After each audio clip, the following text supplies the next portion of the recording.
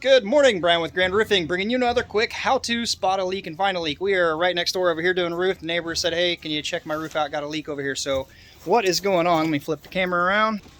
Inside the garage area right here where there's a roof added on and a cricket put up there, some water coming in. We'll just go in here and check this out real quick.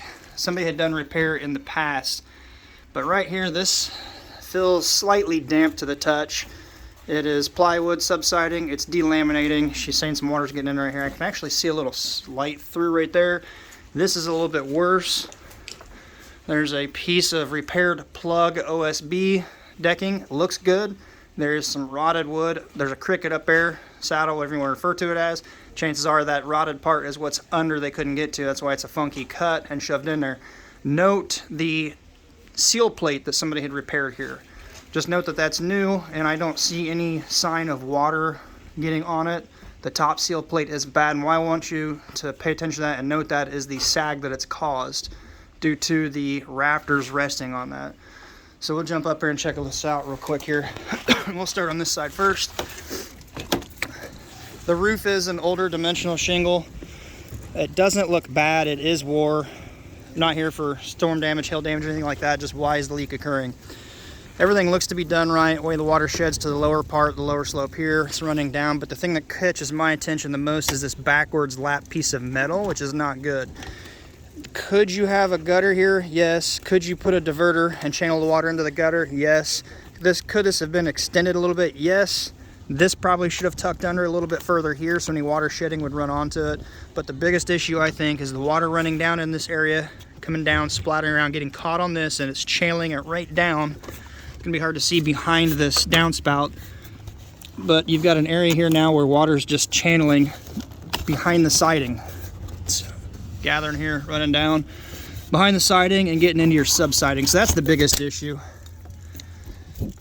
Never a fan of fascia metal, back further than the actual J channel of your siding. I always want these to be recessed back or something coming over. In this case, it'd probably be a good idea to caulk in between the two so water's not wicking back up under. In this case, this here, bend a piece of metal to go under your shingles, probably remove a piece of edge metal, row of shingles, or try to tuck something under there a few inches, but bring it down over this so it's lapped the right way. Make sure there's nothing splattering in back here. That's more than likely the issue that's going on right here. Let's check the other side.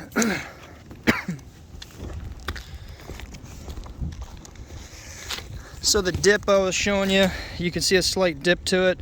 It is solid. Somebody had repaired this. I'm 175 pounds. It's holding me no problem, not sagging, not giving. But the prior damage causing the seal plate to sag and rot is why this is resting down. What's going on here? Somebody's repair job previously. It's not the best, but it's working for the most part. I'll point out a few things I would have done differently. This shingle here, my opinion, should have tucked under further. They don't have it tucked or lapped. It's just terminating right here. This should actually go under further. So water on this section will dump onto this and then work its way down. Just follow the path of water. Biggest issue I see is this right here.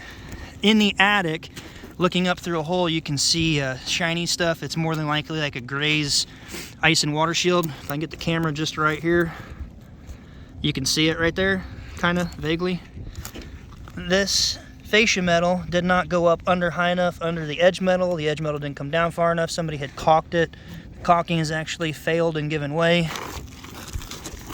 It doesn't appear that there is flashing in here either. So there should be a couple, 2-3 pieces of step flashing added. And then under in the return, there is no metal. So you got possibly birds and bats getting in there. So you can bend a piece of metal, tuck up under. Be a flat piece of metal with a lip bent up, and as you shove it in there, it'll pop behind your soffit and pull it down snug and catch it. Try to fasten it with some nails with a palm nailer. This you could probably split apart. All in all, the roof, could it be replaced? Yes. Does it need replaced? No. Just a couple little issues that need to be fixed here. It does have some wear on it, but not bad. Well, some of you would be like, that's got some bad wear. That's got hail damage. I'm here looking at the leaks. I don't, Kyle, buddy, if you're watching this, I need you to show me how to get these things approved. But anyways, there's the roof we're working on next door right there. It is the day before Thanksgiving. We're going to try to wrap up a few things, get this out there for you guys hopefully shortly. Give it a thumbs up. Subscribe if you haven't. Let me know what kind of content you like. Happy Thanksgiving, and until next time, be safe. We'll see you then.